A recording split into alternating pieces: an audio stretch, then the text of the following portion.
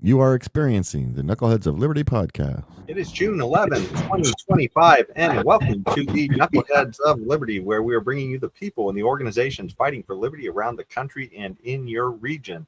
And today we actually are going to have just a show with just the Knuckleheads. We're going to talk a little bit about the LA riots, since this is sort of near and dear to all of us since we're here in California.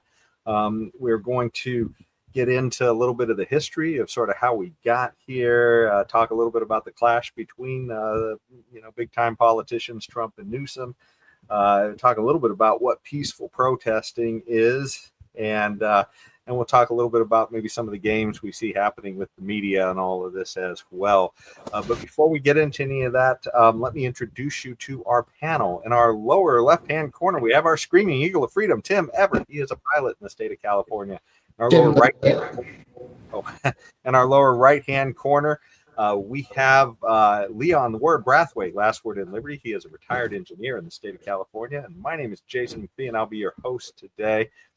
So before we get into the riots, let's jump into our Liberty quote of the day. So I've got to share my screen. Right back. So as far as our Liberty quote of the day goes this time, it is going to be Isaac Asimov. We haven't really talked about him much before, and he is a famous science fiction author and a scientist in his own right too, I guess. But one quote I thought was kind of interesting for this show today said, "Violence is the last refuge of the incompetent." And to me, I kind of thought that maybe this has some overtones on politics, right? Because this whole thing we're going to be talking about today, the LA riots, I mean, this is decades of bad immigration policy, right? Coming to a head. I mean, the solutions are relatively simple. People like Milton Friedman have kind of given us the way forward, and we can't seem to get there. We just seem to do ridiculous, dumb things over and over and over again, and it's sort of coming to a head and leading to violence, I guess. Maybe that's one way to see this. I'm not sure if that's exactly the way Asimov saw it, but boy, I tell you, I mean, when governments do a lot of dumb, stupid things for a long period of time, I think it leads to violence in a lot of areas. What do you guys think? Well, totalitarian regimes always resort to violence to get their way, and we've seen a lot of that being replicated here in the United States. And some of these people, ironically, always try to tell us that Trump is a dictator. But yet these people are running around in the streets, burning, looting, and doing everything under the sun to have their way politically. I mean, in a normal functioning society, a liberal democracy, and that is a small L, liberal. In a liberal democracy, we would go advocate for changes in the law, which is the way it should be. And we if we don't like what the present body of laws that we have. But what we have now with these leftists on the streets, they are telling us that, well, if we can't have our way, we're going to have a temper tantrum, and that temper tantrum usually involves burning and looting. And this is exactly what Isaac Asimov is saying, that violence is the last refuge of the incompetent. The left is so incompetent in promoting their ideas that they have to resort to violence, and that is the only way they're going to ever try to get their way. But we're not going to have it. We're not going to have it. The only problem I have with the quote is that if it's the last refuge of the incompetent, so you could have two people in an altercation. So one's an innocent person defending themselves either in their home or out on the street from a person that's a criminal and is trying to rob them or do harm to them for some reason, and is seeking refuge in violence because they are incompetent. Okay, so So they didn't do well in school. They had a bad childhood growing up or whatever, and they are so incompetent that they can't, hold down a job or, and they live on the outskirts of society in a violent underworld. And then occasionally to put food on the table or drugs in their body, they will go out and commit violent acts against innocent people. Well, the innocent person, if they have the means to respond to that violence, they're going to take a refuge in violence. For example, if they had a firearm or some other weapon to defend themselves with.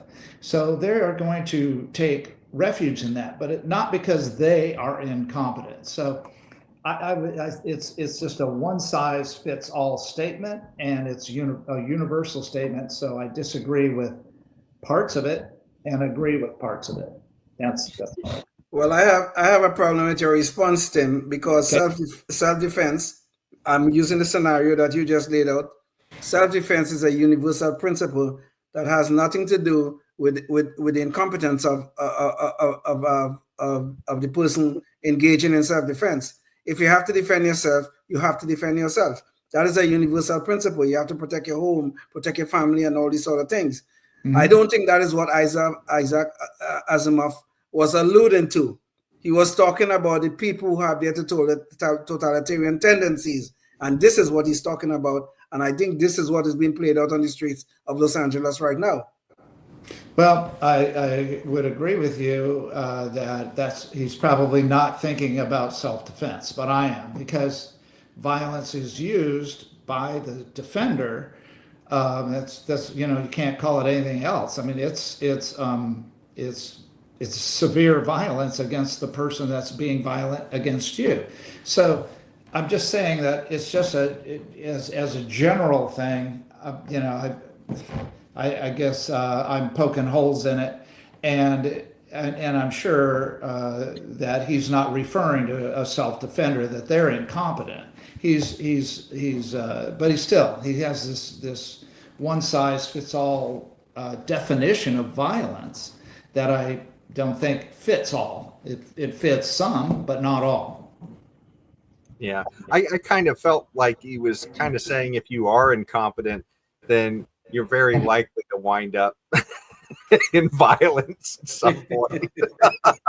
Yeah. But yeah, it certainly could be read a lot of different ways. So, okay. I mean, that's why I'm looking at our laws, and I mean, I see the just incompetent nature of so many of these, decisions that are made. I mean, a lot of it's reflective of the population. I mean, if they are electing these horrible people to go in there and represent them, then it's not just, you can't just blame the politician.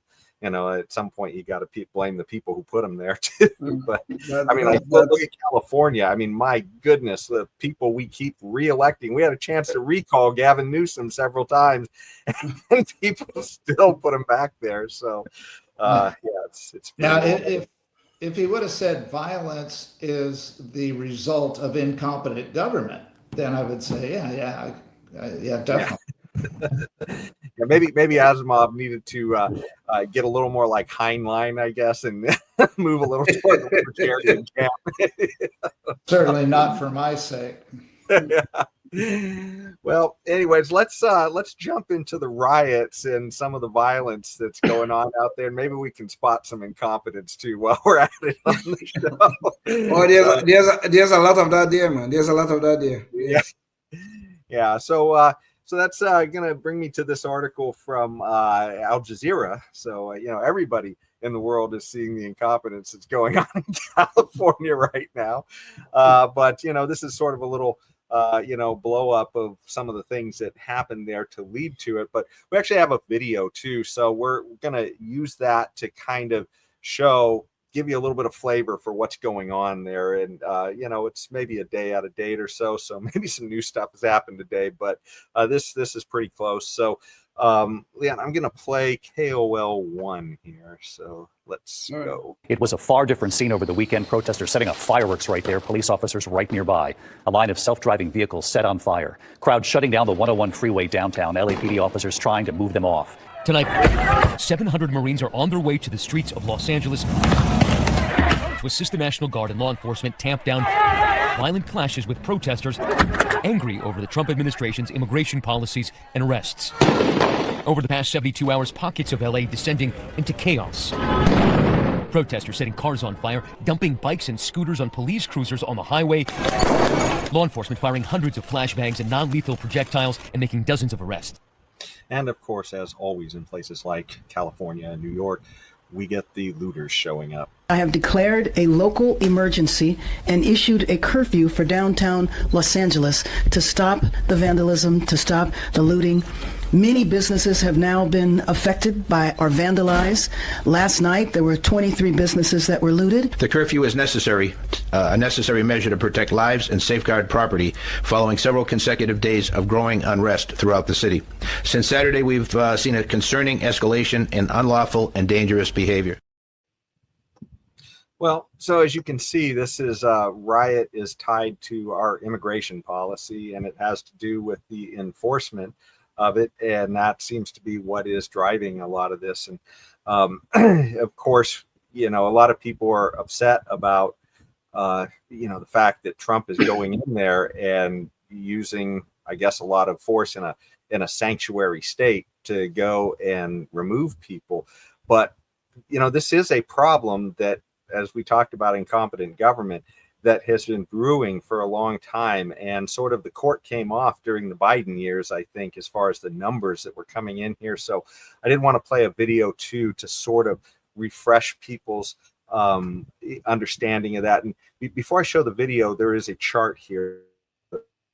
This one, the data comes from the Customs and Border Protection, and you can kind of see the trend of these illegal border crossings that they recorded from 2000 to current.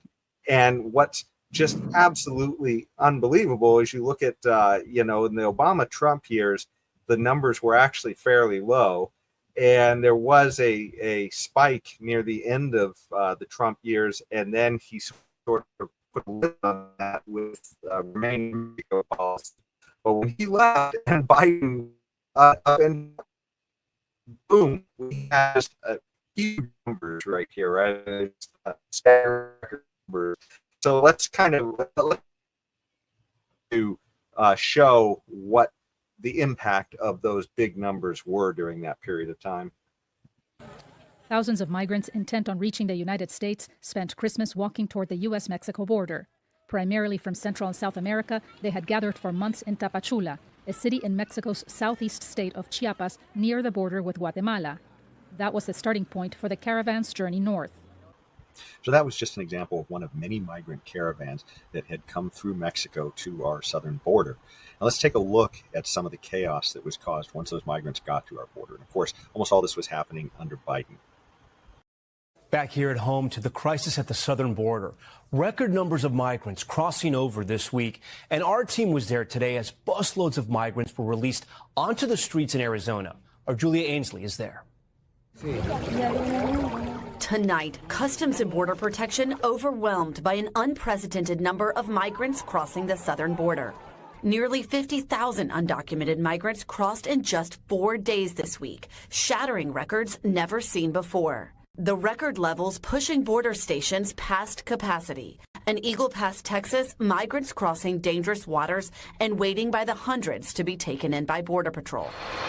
In Arizona, agents dropping off migrants in downtown Nogales to free up space. Of course, the migrants didn't just stay at the southern border. A lot of them began diffusing into the country, and a lot of them were headed towards Democrat-run cities where the benefits were large, like in New York. So let's see what was happening there. 110,000 migrants.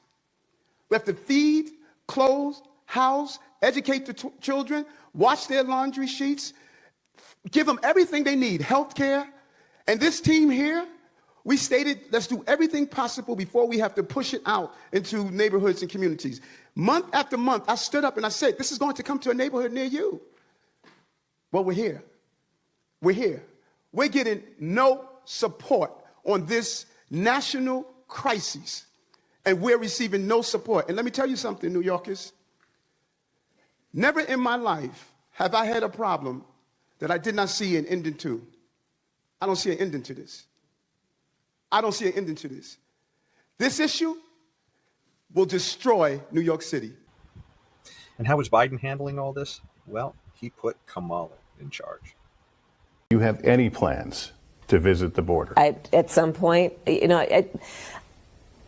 are going to the border. We've been to the border. So this whole thing about the border, we've been to the border. We've been to the border. You haven't been to the border. And I haven't been to Europe. And I don't understand the point that you're making.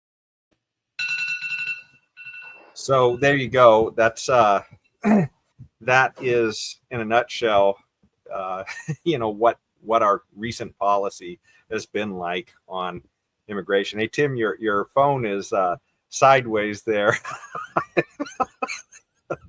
Oh, you're also muted too. It's my iPad, and I don't know why it did that. Okay. I'm gonna see if I can fix it. Okay, maybe we can all sort of. Yeah, we all turn sideways. Benny had one way or the other. Yes. Yeah. Well, yeah, it's about the way our immigration policy is running.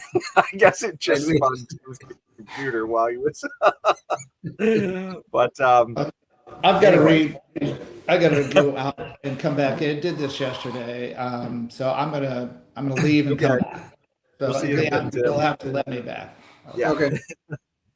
So, anyways, so that's the situation, and so I guess the big question is, who's right and who's wrong in this issue, and certainly I have some liberty ideas on it, but what do you think, Leon? I mean, what's the proper solution here? This has been a mess for a long time, and Biden certainly blew that mess to the ceiling, it seems like, and now it's going to be messy cleaning it up. So what do you think? Well, we have a body of laws, okay? If we're gonna have a country, if we're gonna have a sovereign country, we must have a body of laws by which we will be governed. Now, there are times the law may be wrong and we may advocate to change it. But what was happening here, particularly under Biden, is that our laws were not being enforced. Okay? They opened up the border. They let 10, 12, 15 million. I don't know how much it was. Nobody really know what the number is, but it's somewhere up there, 15 million or so, into the country. These people were unchecked, unvetted. Nobody knew who they were, where they were coming from in some cases. Many of them came here. I mean, not all of them, obviously, but many of them came here and committed some of the most horrific crimes you could imagine. So, first, number one, we have to enforce the law. Number one, there can be no ifs, ands, or buts about that. We must live by the rule of law. I am an immigrant. I can't be driving down the street, speeding down the street, and if a police officer stops me on the street, I can say to him, oh God, I'm an immigrant, give me a break. It does not happen, okay? And I don't see why immigration law should be any different. So that's number one. Number two, on a more longer term basis, if we think our immigration laws are not properly reflecting our belief, not properly reflecting our traditions, because we are a country of immigrants, that's for sure, I am one myself, then we should reform the law. But we have a process by which we do that. So what we're seeing right now at the border, well, it's changed a lot under Trump. What we're seeing where people are just walking across the border and they think they could demand things of us, hell no. Okay? No. Well, what about you, Tim? What are your thoughts on this whole fiasco? I mean, do you think it's what's the liberty position? Yeah, because libertarians have, a lot of them believe in open borders and so on, and I'm not exactly sure how they're justifying it, other than to say that the rules that are affecting immigration are just arbitrary rules that the government, or through the process Leon described, have come up with. So got to change the process to make it workable, because right now it's just totally broken. It takes decades for people to go through all the hoops and so on to get to a finally to citizenship. So it's broken, but I guess, and then there's the concept that the government owns so much property, and that's why they're making these rules, because if it's all private property, let's say along the border, privately owned, and people came over there, well, you have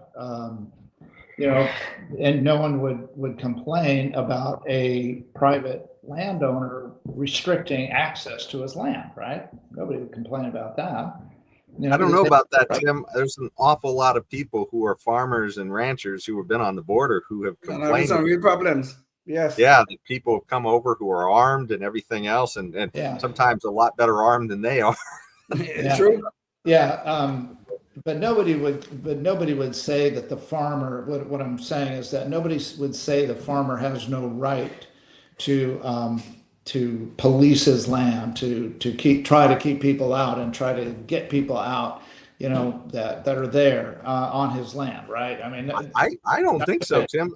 I mean, the way the laws are here in California, I would think that it would apply exactly the same as if you're a homeowner and you don't have the right to go out in your yard and point a gun at somebody, right? I mean, so you've got to hide in your house if you own a big tract of land on the border and just wait for help. I mean, that's essentially the situation we're in, right?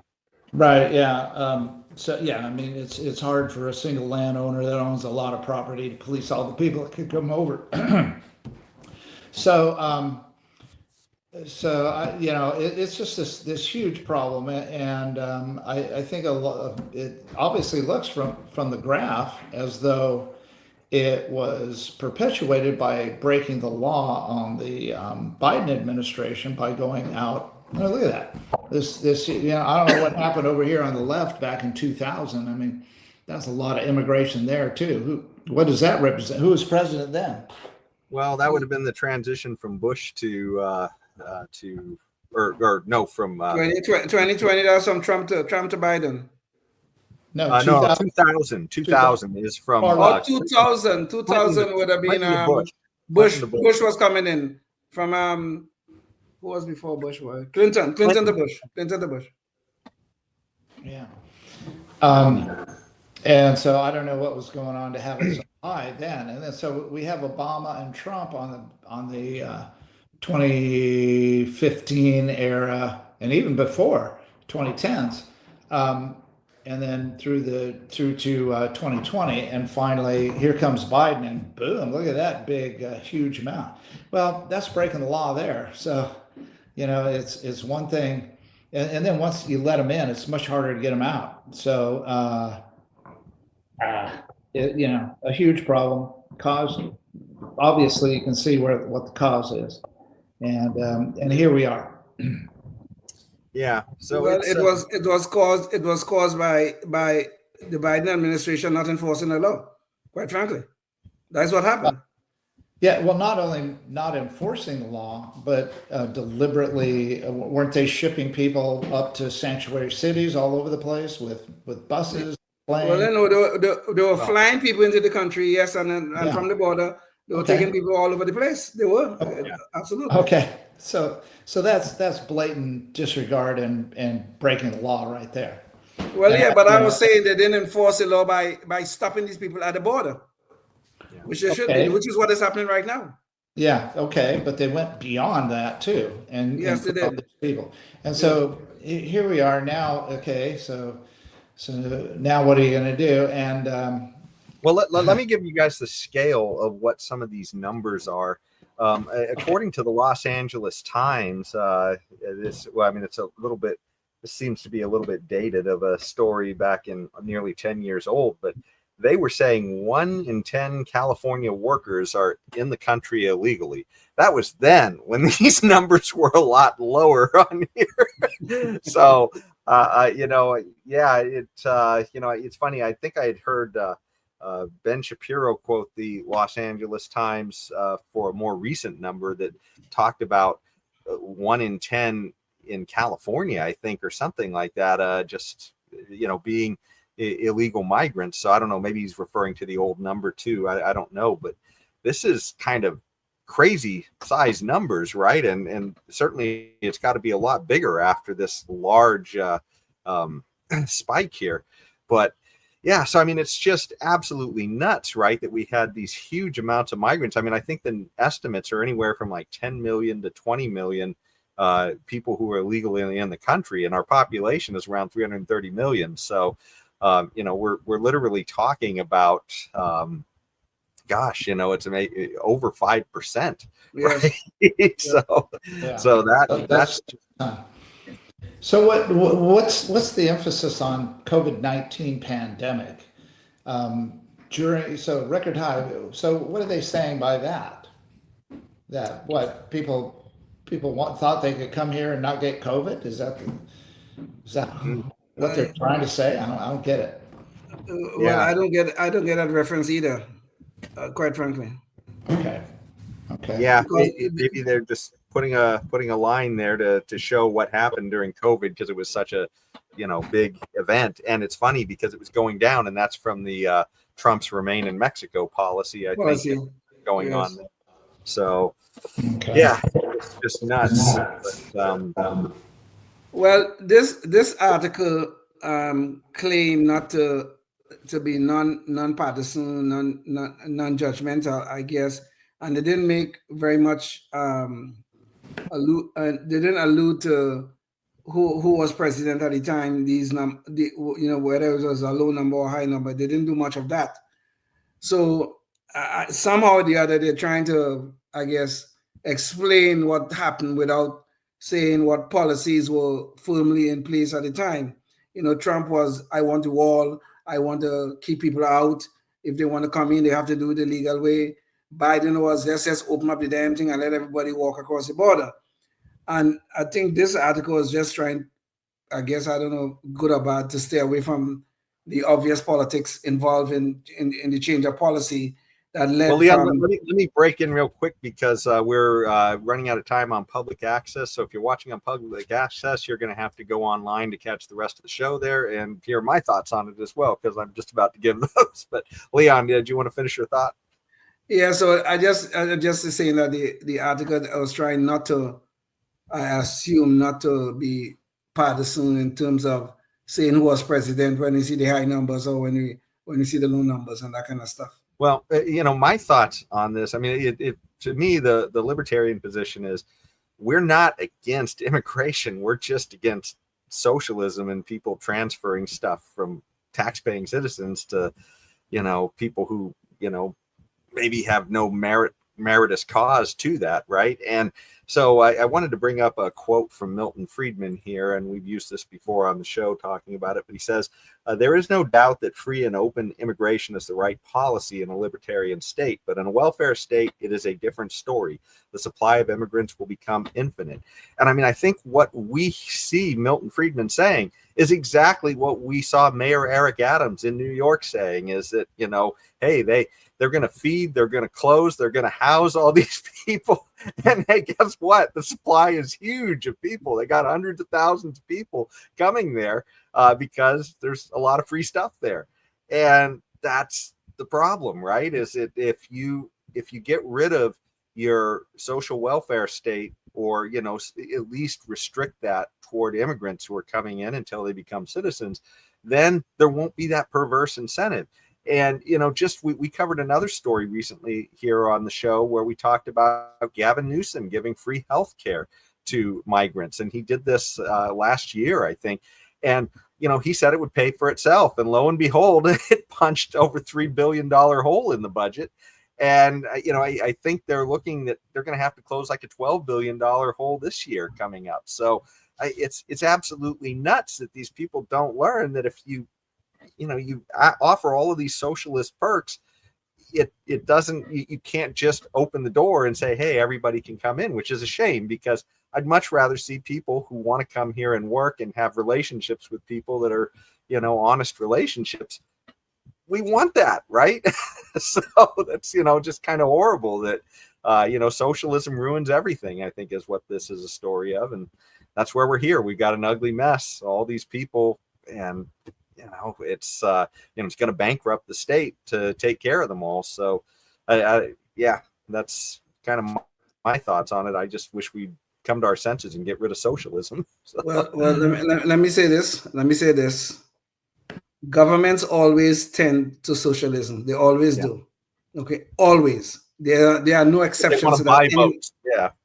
Anywhere in the world. So there is no condition. Under which Milton Friedman's vision can be enacted, because there always will be nasty politicians looking for votes. And if they have to look for it within the United States or they have to look for it across our borders, they will always be looking for it. So Milton Friedman's vision could never be implemented. In a utopian world of immigration, yes, it can happen. But it's never going to happen in my lifetime, your lifetime, or your children's lifetime. Because politicians are dirty. Well, but Leon, I think it has happened. That's the whole point, right? When Milton Friedman talks about this in Free to Choose, is that the idea is if you go back to, the early 1900s when they didn't have a welfare state, we benefited from a lot of migrants coming here. And what happened was if the migrant came and they didn't make it, they didn't get a handout, they just went back home, right? And that's the idea of how it was supposed to work back then. And so everybody who came were people who made it, and they made the country better back in those days, right? So don't you see a contradiction yourself in your statement? Don't you see the contradiction in your statement? Other than the fact that we eventually got to socialism. Right. I am not disputing. There were periods in our history where indeed the migrants came, or immigrants, or whatever you want to call them, they came. They tried to work. If they don't make it, they went back home, because there was no incentive for them to stay if they didn't make it. But here comes the dirty politician. Why do they have to go back home? We could get some votes. And what happened? All of a sudden, they start laying eggs of socialism in our society. And what happened? The migrants just keep coming, and coming in greater numbers. Yeah. But Leon, I don't think that's all necessarily just the migrants. I mean, we have an awful lot of socialists. I mean, the whole idea of Social Security, that wasn't started for migrants. That was started for our own people. Yeah, they all wanted the socialism. So, yeah. Go ahead, Tim. Yeah, well, I think the graph shows that there's other factors involved. I mean, we've had this so-called welfare system consistently. So your graph would normally, if that was the only factor, it would just go from left to right. It would be continually rising as more and more socialism and more. But Tim, the issue is the barriers, right? I mean, that's the whole point. Is Biden changed the barriers at the border, and therefore he made it easier for them to all come in and access it. Exactly. So that was part of the issue. Also too, we've had a lot of Democrats who've recently offered more stuff. They're all saying, hey, we want to get. I mean, it's like the thing Newsom just did. That's a recent thing to say free health care for all immigrants. That wasn't something that was happening 10 years ago. That's a new Newsom thing that's costing us a fortune. Mm-hmm. So right. So there's other factors besides the lure of free things. It's whether the administration in charge enforces the immigration laws, or whether they just let them go. So that's the other factor, I guess. I'm just saying there's more to it than just the draw of socialism. But they use it. But Tim, no, I don't understand your point here. The politicians are using that to draw the migrants to the border. Okay. They come to the border. You hear when Newsom sit here in his fancy office here in California in the capital, and he said, "Well, I'm going to give migrants this, and I'm going to give migrants that." Or listen to Eric Adams, who's complaining about the influx of migrants. But look at what he's saying. We have to do this. We have to wash them, feed them, blah, blah, that and that. When a migrant hears that, this is on the internet or wherever the hell it is, Am I going to hear this in Guatemala, wherever the hell he hearing that? He's saying, but I could get a lot of good stuff up there. So why I wouldn't come? I mean, if I was in their position, I would probably do the same damn thing. Yeah, well, okay, so this is why you have this blurb on the far right side of the chart. You have this blurb from an administration that had policies to draw more people in and allow them to come in. So two things, more policies, more things to give away for free, like Newsom did, and then let's open up the border. So two things going on, and I'm saying that's all I'm saying. It's not that complicated. I'm just saying that there's those two factors, at least, probably more, that are involved in this immigration problem. One of the big scandals they were having in New York too is that they were literally guaranteeing everybody free housing, and there were literally homeless people who were citizens there that were pushed to the back of the line for the free housing, and they were pushing immigrants to the front of the line, which is just kind of nuts. But this is what happens when you go to one of these woke centrals like New York. I like to call them a Bluetopian hellhole, because that's what they all seem to be coming nowadays. Exactly. But anyways, I think we've kind of talked that one up about what the issues are. But that now we're literally getting some conflicts that are almost heading to a constitutional level between this friction between the sanctuary state and who's in the federal government, because when these states were sanctuary states and Biden was in office, there was no problem. But now that Trump's in office, there's a conflict. And so let's see. So we do have a video here. Let's show that, and I'll bring up the articles afterwards. And tonight, an escalating war of words between California Governor Gavin Newsom and Donald Trump. Newsom suing the president for creating the conditions for this chaos when he sidestepped California officials to deploy thousands of National Guard troops. Are you going to deploy Marines in California? We hope to have the support of Gavin, because Gavin's the big beneficiary as we straighten out his problems. I mean, his state is a mess. Newsom then slammed by Trump and border czar Tom Homan for his response to the unrest. Homan initially suggesting the governor should be arrested, something Trump seemed to support just hours ago. So I actually added a longer clip of Trump responding to the reporter's question here about arresting Gavin Newsom, rather, because as with Trump, he's always pretty hysterical, and a lot of times the mainstream media cuts that off. He's daring Tom Homan to come and arrest him. Should he do it? I would do it if I were Tom. I think it's great. Gavin likes the publicity, but I think it would be a great thing. He's done a terrible job. Look, I like Gavin Newsom. He's a nice guy, but he's grossly incompetent. Everybody knows. All you have to do is look at the little railroad he's building. It's about 100 times over budget. We're putting a flagpole over there. Under budget. I always do under budget. What does your intel tell you about these people causing all the problems in LA? Are they people ISIS trying to deport, or are they professional agitators? The people that are causing the problem are professional agitators. They're insurrectionists. They're bad people. They should be in jail. Thank you. Newsom responding again, calling that an unmistakable step toward authoritarianism. Bringing up a lot of legal issues. Newsom saying you shouldn't have been bringing in the guard, and Trump saying, "Hey, you got a mess that needs to be, dealt with." What do you guys think? I mean, what's the solution here? Who's right? Timmy can go. I don't know. What's the question? The solution between Newsom and Trump, or what? What are you saying? Over the use of the National Guard. Over the use of the National Guard. Yeah, because a lot of this fight is with the National Guard coming in, Tim. So, well, it would be nice if Newsom was cooperative on the utilization of it. That's typically what happens. I can see why they're being used sparingly to protect the federal agents. So they can do their job. So I'm okay with it.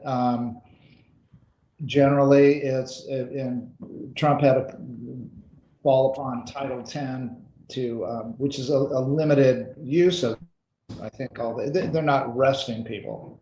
They can detain them temporarily until the police come pick them up. So there's rules of engagement that they're using. And I'm so far comfortable with it. We'll see how this plans out. Hopefully we won't have another Kent State fiasco, and so we'll see what happens. Well, I mean, Tim is right that it will be good if Nixon was cooperating, but he has no authority to stop Trump from doing what he's trying to do with the National Guard. He has none. Okay, because Trump has the legal authority to federalize the state guard, make them into the National Guard, I guess, and put them to work. But law enforcement, I do not want military personnel, whether it's the National Guard or the Marines, doing law enforcement work. Okay, I don't want these people who have all these guns and all that kind of stuff starting arresting people. I don't want that in this country. I really don't. I know a lot about this kind of thing happening in the other countries and where it normally leads. So that is my red line on this. But what Trump is doing, as far as I'm concerned, is absolutely appropriate. We have a mess in Los Angeles, and it looks like it's spreading all over the country. We may have to use the National Guard in other places too, and that'll be fine with me, as long as they do not get directly into law enforcement. Like Tim said, they could detain people until the police arrive. That's fine. There's no problem with that. But I do not want the military in any way, shape, or form getting involved in law enforcement. Okay, so to make sure I hear you correctly, you're okay with the National Guard, but you draw the line at bringing in the Marines up from Camp Pendleton, correct? Essentially, I mean, they say they're going to just guard federal property, so there's a little gray area there. A little bit. I'm a little bit leery about it, but not totally. But I just don't want the military too deep involved in law enforcement. I don't want that. Yeah. I really don't. Right. Yeah. I've got my reservations about that too. That's not the job of the Marine Corps. The Marine Corps its job's to kill people and break things, and and that's it. And they do that in foreign countries, though.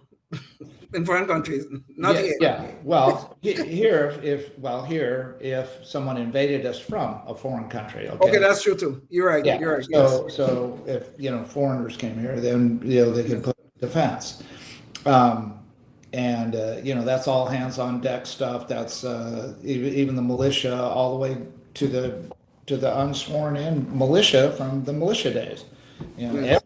Everybody's all hands on deck, including me.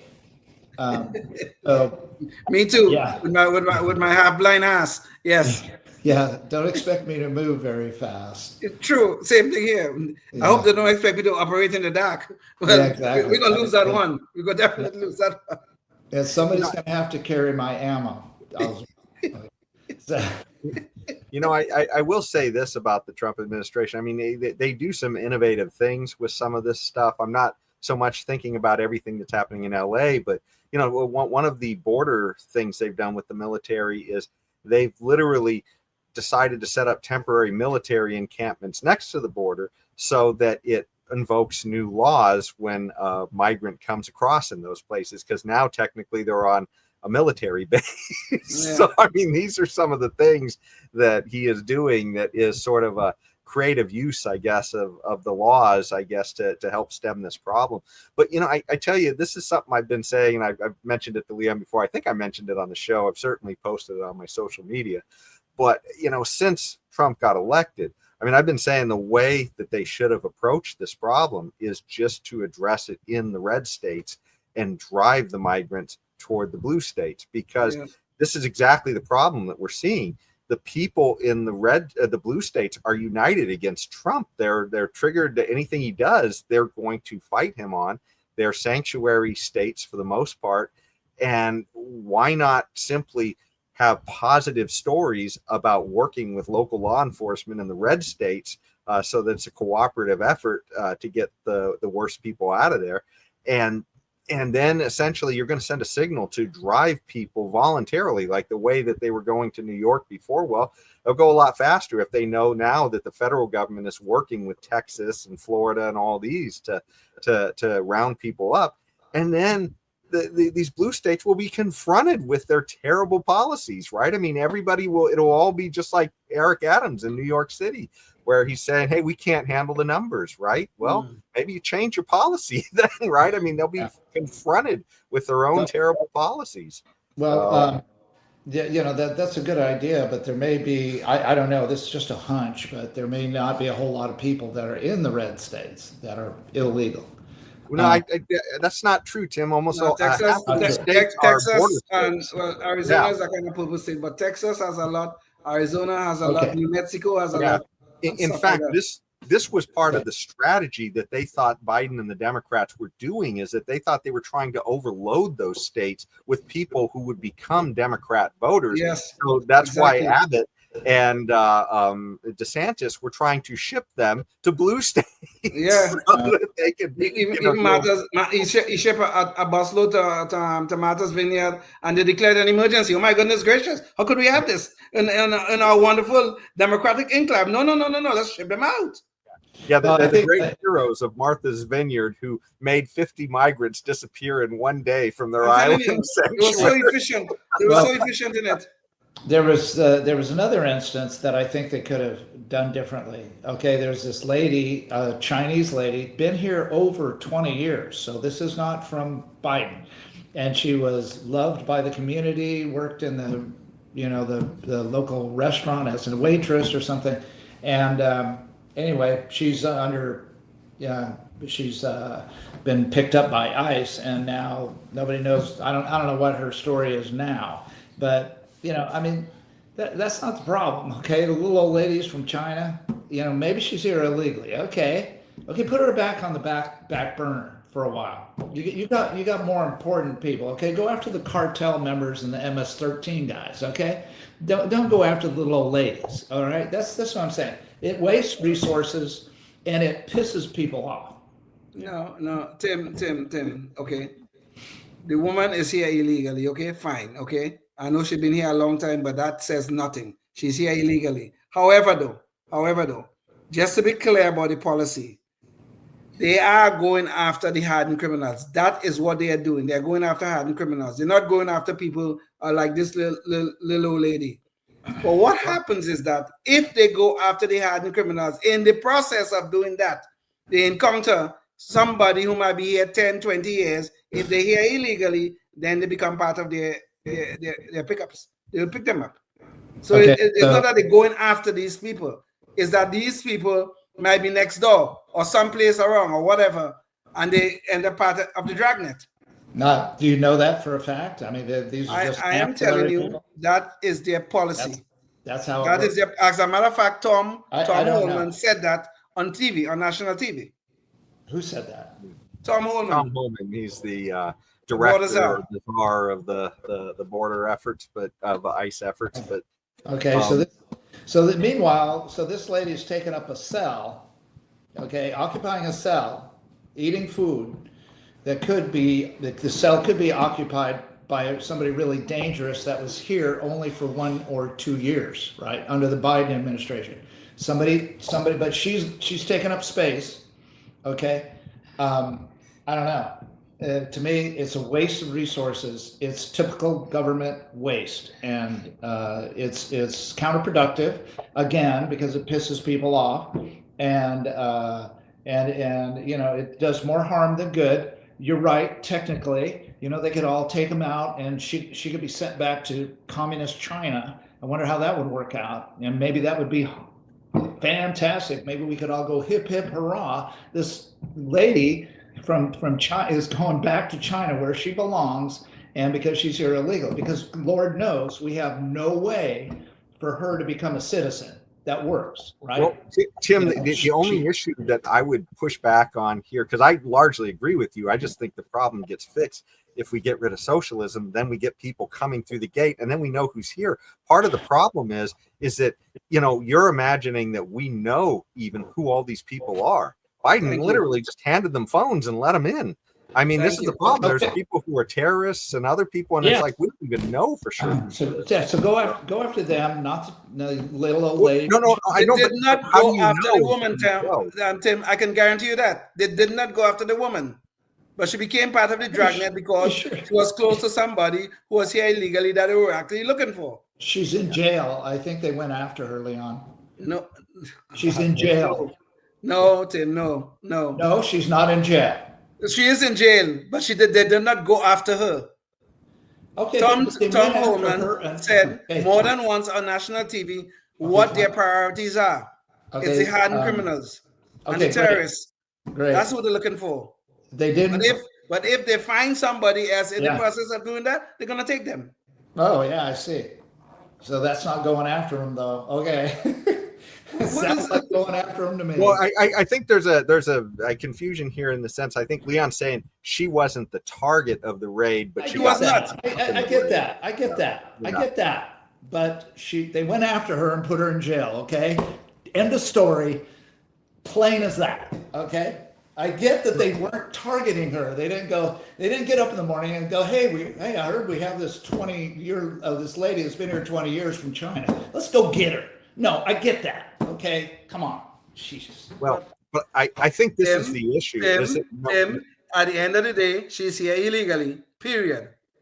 Well, but I think this is the issue, is that no matter what, when you've wound up having a policy that sort of let in the door to 10 or 20 million people, suddenly it's going to be ugly no matter what happens. This terrible immigration policy has led to us into this ugly situation. And and a lot of people that have been here for a long time and very productive citizens, not on welfare. Yeah. They have been towing their own. They have been contributing to society, been paying their taxes, blah blah blah blah blah, and they're going to be sucked up and sent back to not just a place that was not their home, been not their home since they were 6 or 7 or whatever it was that they were brought here. I get that, and personally, I just think that's a tremendous waste of government power, and the reason it is because government is inept as can be when it comes to having a track for somebody to. I don't know how Leon did it. I don't know. It took me 16 years to do it, and I did it all legally. Well, good for you. But there are a lot of people that have been here longer than that and been trying to do it legally, and it gets to the point where they end. You cannot break the law. You cannot break the law initially and then get the fruits of breaking the law. You cannot do that. Okay, but they've at their last ropes, and they don't want to go anywhere else. They don't want to go back home. So they want to stay here, and if that means stay here illegally because there's no other option.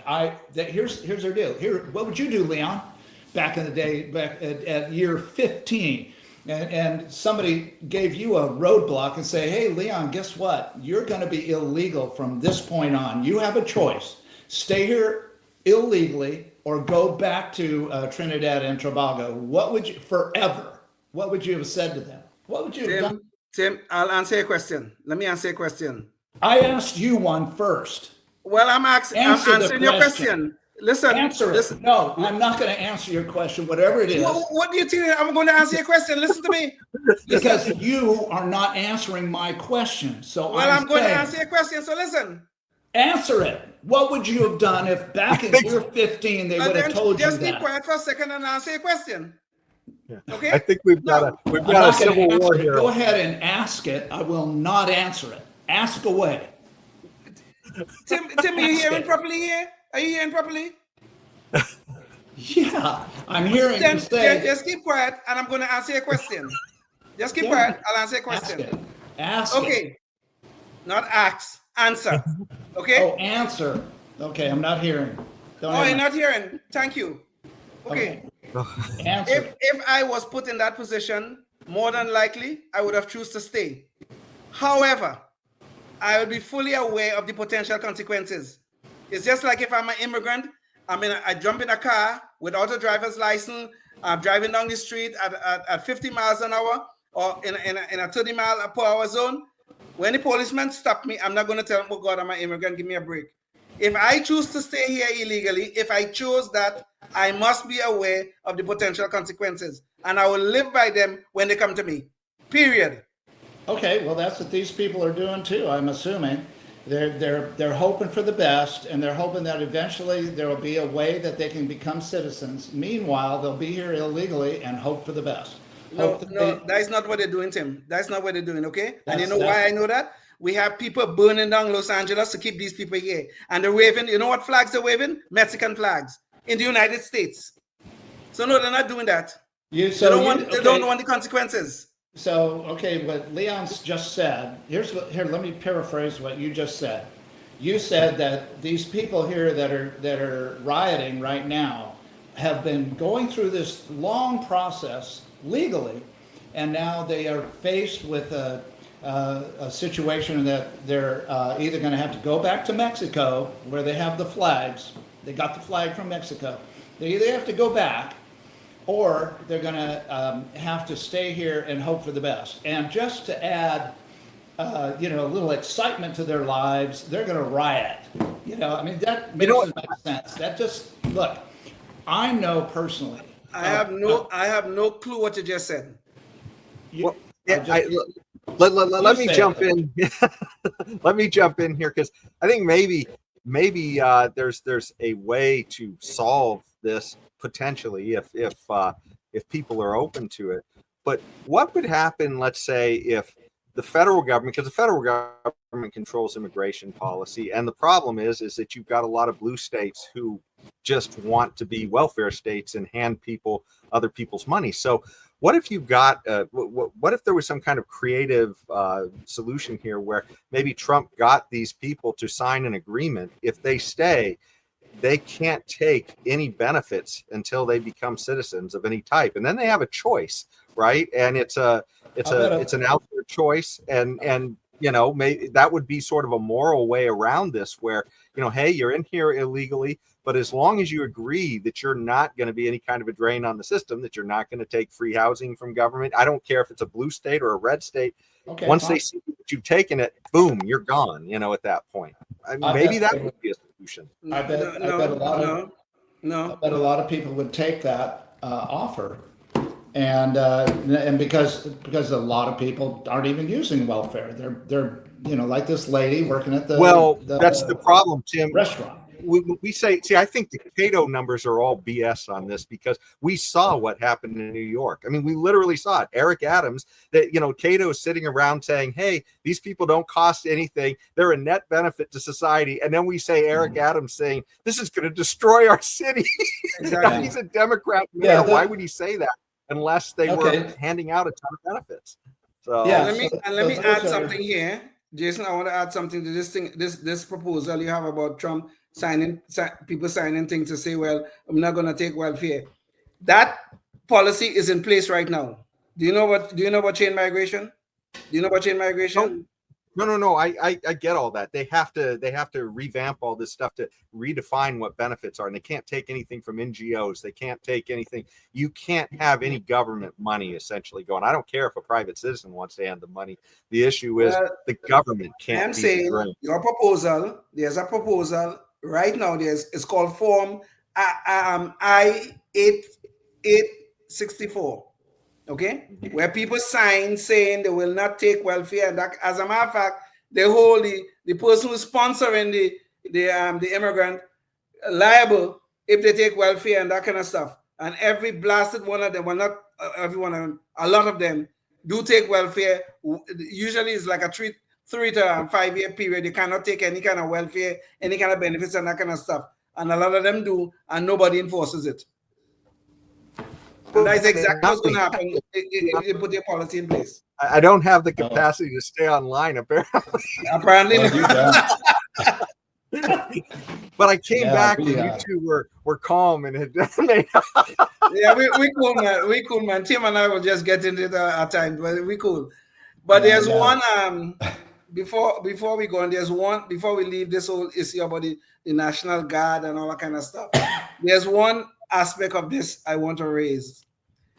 These Democrats, these people and the people like Gavin Newsom and company, they are nothing but a bunch of hypocrites, Do you remember the time when we used to say, when you hear the expression state rights, it's just, that's racist to be talking about state rights, because it was normally associated with the southern states who had broken away long ago, and then they always wanted the state rights to deal with their own affairs. Gavin Newsom now, because of this National Guard issue now, you know what he's saying? He said the state have rights. And Trump breached our sovereignty. So now he's arguing for the state rights that these people, these same people, used to be calling so racist back in the day. And here we go. These That's a good hypocrites point. that run our country and our state. Yeah. And about the video floating around when Newsom was bringing out the National Guard himself. Well, yeah, he did. For when the same reason. Yes, exactly. Yes. Right. Yeah. So two examples. I just want to let people. Well, yeah, hold on. I just want to interrupt and let people know that we do have a few comments from people who are watching, and somebody, a guy named Pete said, "You liberals are the problem." And Leon, thank you for the common sense.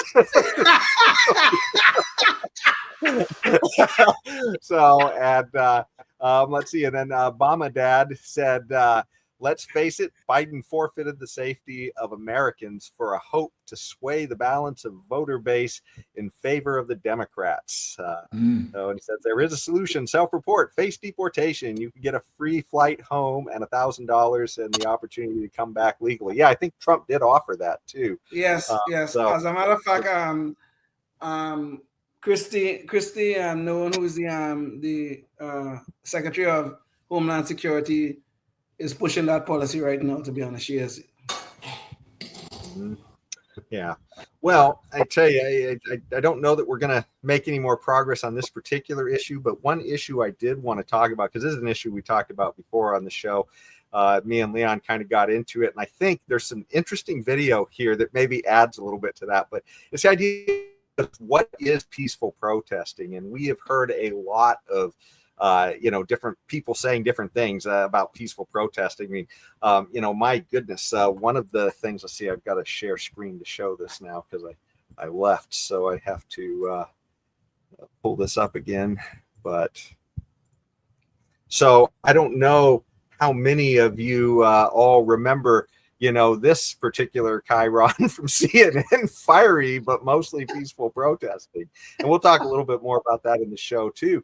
But the point is what is peaceful protesting? And so there was obviously we've seen constantly now these issues with people blocking freeways and such. Well, there was video where somebody blocked a police or an ICE vehicle, and where does that fall under peaceful program or peaceful protesting? So I'm going to show the video on that, and we'll get a chance to explore that issue just a little more.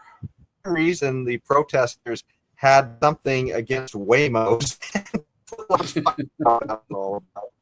And this is my first view of the Waymos. These are going to be, it looks like these are on the north side of the 101 freeway on Los Angeles Street. And from our other angle, from our other Air 7, we were seeing that one of them was actually on fire. I don't see flames. I do see the flames further to the right, but we're going to hold on this shot right now because we can see one individual breaking windows on those Waymos.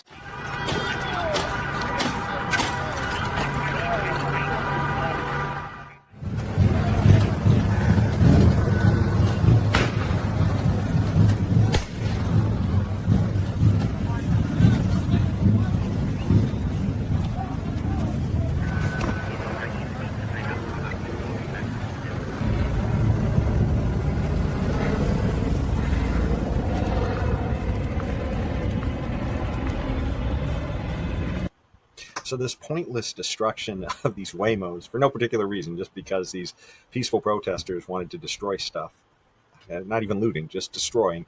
And it means that Waymo is pulling its vehicles from downtown Los Angeles, maybe the greater Los Angeles, I'm not sure. But that's essentially where we're going with all this now. In fact, here's a meme from Charlie Kirk that actually shows a video of some of the Waymos, I guess, driving off in a line. So I don't know if that's like the flight of the Waymos from LA. flight of Waymos, yes. So and this is the article here from the New York Post that talks about Waymo suspends the self-driving service in downtown LA. All because these these terrible policies, right? The terrible immigration policies, terrible, crime policies in Los Angeles, just one thing after another. And here they are driving an innovative company out of their state. So, I mean, the robots are fleeing for their lives to get out of California, or at least Los Angeles. What do you guys think about this story? That's these are self-driving taxis, they're getting out of Dodge. I'm wondering if these idiots, these lunatic idiots, thought these Waymos and Teslas are the same company, same vehicles, kind of thing. If it was something like that, I thought was going on, because I can't find any rational reason why, even though their lunatic minds are at work here, any reason why they would attack these kind of vehicles. So I think they must have confused these things with Teslas for some reason. These high-tech self-driving kind of thing, all the electric times and electric vehicles kind of all they put it all in the same bag of things that would to be destroyed or stuff like that. I don't know. I think they were confused as to who owned these vehicles, quite frankly. Yeah. Oh, wow. Yeah, I don't know. Why do they rob the jewelry stores? Well, because there's, expensive stuff there. And why do they burn the Waymo cars? Well, because electric cars burn hotter and, make a bigger mess than regular cars. So, and they don't have any drivers in them. So they just go, they're either easy targets. So, it's just criminal activity. It's gone well beyond a protest. It's no longer a protest. It's just criminal activity. That's all. And yeah, that's it. And as far as being easy to stop too, I mean, all they have to do, because these cars are trained not to hit anybody, is just stand in front of them, and that's all they did, and they're completely defenseless. I mean, these robots are just defenseless. It's the typical criminal picking on the defenseless. In this case, the defenseless car. Most definitely. Hey, AI, when AI takes over, it's going to remember that. Yeah, for sure. It's going to come after us. Yeah, don't fly a Mexican flag in front of your house. AI will come after you. AI will come after you. AI's got a memory that it's digital. It doesn't go away. It's excellent. The Revenge of AI. That's the next movie. One thing though that this particular picture shows, and we saw this too with one of the iconic pictures that came out of here, where it was in one of the videos we showed earlier, where there was some guy, shirtless guy, standing on top of, I think it was one of the Waymos with a Mexican flag, while the thing was just trashed and burning, and here's a bunch of people doing the same thing, but they're literally hanging on to Mexican flags while they're doing this protest. And it's sort of like, I don't know. I mean, it's like the optics are terrible, because if you're saying you want to be here, to me, it seems like the smart move is you hold an American flag up, right? And say, hey, I believe in these values that you guys have, and that's why I want to stay. Not, hey, I think Mexico's the best. And it's kind of like, why don't you go back? I mean, that's the whole fight right here, right? I mean, my point exactly. Yeah. If you think the country is so damn bad, and Mexico is a hell of a lot better, well, nobody's stopping you from leaving. Yeah. So yeah, I don't get that. I don't get that at all. And I don't know how the leftists think any of this is going to help them. The rioting, the flag waving, Mexican flag waving. How is any of this going to, the looting, how is any of this going to help their cause? How? Yep. This is going to be a big issue, for one party or the other is probably going to be a big winner out of this politically as you go into the election. So I'm sure they'll be pulling every sneaky trick they can to try and gain advantages in this whole thing. It's too bad too, because I mean, like we've talked about before, I mean, a lot of immigrants, if they truly are here to work or have just a consensual relationship with somebody, I mean, that's a good thing. It's not a terrible thing, right? It's just socialism has screwed it all up. But anyways, if you guys don't have any more thoughts about the poor plight of the robots who are being forced to migrate somewhere else, right? I'm telling you, it's mistaken identity. Seriously, mistaken identity. Yeah, it's like the robots are being forced to deport themselves. I don't know. It's Exactly. pretty crazy. But anyways, that does bring us to sort of our Knucklehead Noise Patrol then, and that's sort of where we try and talk about something that's kind of ridiculous, as if this one wasn't a little bit ridiculous already. But that's kind of the gaslighting that's been happening with the media, and actually this time around, it's not quite as bad as it was before. We showed that whole CNN chyron from back in the Summer of Love, the George Floyd riots and stuff, and this is we haven't really seen quite this bad from the media, although from Democrat politicians on the media, we kind of have seen some pretty crazy stuff. So let's play the video here that we have for that, and we can see some of that. And this one we do have the video for. Large group of people. It could turn very volatile if you move law enforcement in there in the wrong way and turn what is just a bunch of people having fun watching cars burn into a massive confrontation and altercation between officers and demonstrators. So if you remember back to the BLM riots in the Summer of Love 2020, there was a lot of outrageous reporting, like that famous chyron that said fiery but mostly peaceful protesting with the background in flames that you can see here. But this time the media is actually being a little more responsible. I mean, they keep trying to indicate that things are sort of peaceful, but it's really the Democrat politicians who are kind of embarrassing themselves in these different news interviews. And so we're just going to kind of show a montage of, I guess, the craziness of the way that the Democrats are trying to gaslight us on what's happening out there. But this is not what's happening. We are having an administration that's targeting peaceful protests, people that are there to protest. The president is sending the National Guard because he doesn't like the scenes. He doesn't like the scenes of people peacefully protesting. When there is a large gathering of people, the anarchists see it as an opportunity and they move in. So always have to be careful whether you see a burned car, a broken window, or whatever it is. It may be the exuberance of the moment, but it may be the anarchist setting in. And then this last one is just a montage that somebody put together, overlay of Maxine Waters just gaslighting us to death. Protest, and even those who were out of step with what we are advocating, peaceful protest, did not create any violence. Nobody was shot, nobody was killed. Get it in your head. And so when martial law is called, what are you going to say? I missed the point. Don't miss the point, you all. Don't think that somehow, because they called out the National Guard, there was violence. There was no violence. I was on the street. I know. And I went from downtown detention back out into the community, talking to people what happened in Paramount, what happened in Compton, what happened in Inglewood. So, first of all, get it straight. And don't just rely on what you've been told or the few incidents that you saw. There you go, Maxine Waters. Maybe she was hoping to get a job at CNN. I don't know.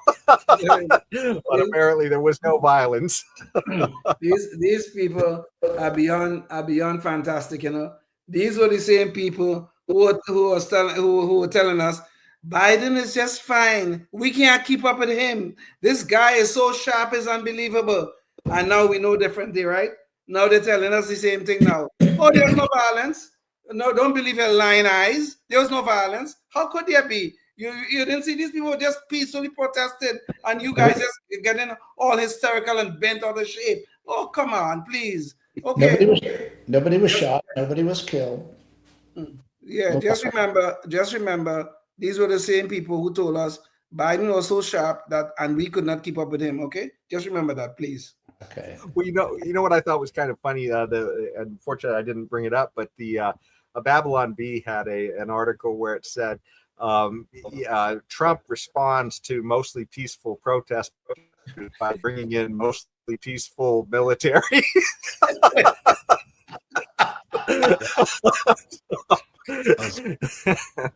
yeah, you know, that's it's about the same definition.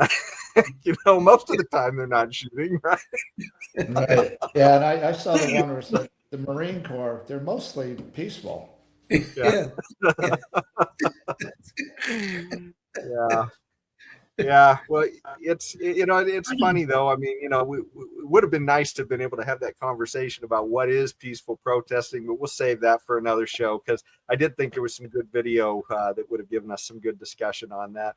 But I tell you, I don't know. Did you guys have any parting thoughts for anybody who's watching on the riots before we leave? Any last insights here? I would say let's not fall for the BS, okay? These people are breaking the law and they should be prosecuted to the full extent of the law. We cannot allow law breaking. We cannot allow law breaking. And we cannot allow selective prosecutions of people within this country, this great land of ours. If we allow that, we are allowing anarchy to take over. So please, we cannot allow this. We must enforce the law. Yeah, if you want to protest, just make a speech, carry a sign, that kind of stuff. All fine. And Absolutely. don't block people from going from point A to point B. And that's about it. Indeed. Yeah, that's kind of my thoughts on it too as well. Well, I tell you, if you're watching and you enjoyed the show, go check out some of our other shows. We've interviewed a lot of people who are doing a lot in the liberty movement, and think about what you can do before our next show in your community to advance the ball for liberty, and whether that be joining the local libertarian party or finding some way to make a difference in your community otherwise, just to advance the ball for liberty. But if you don't, we're seeing that, our liberty is disappearing pretty fast out there. So until next time, stay tuned and stay free. Oh yes, indeed. Life, liberty, and the pursuit of happiness, always and forever. Thank you for listening to the Knuckleheads of Liberty podcast. Find us on Facebook, Rumble, YouTube, your favorite podcast network, and at knuckleheadsofliberty.com.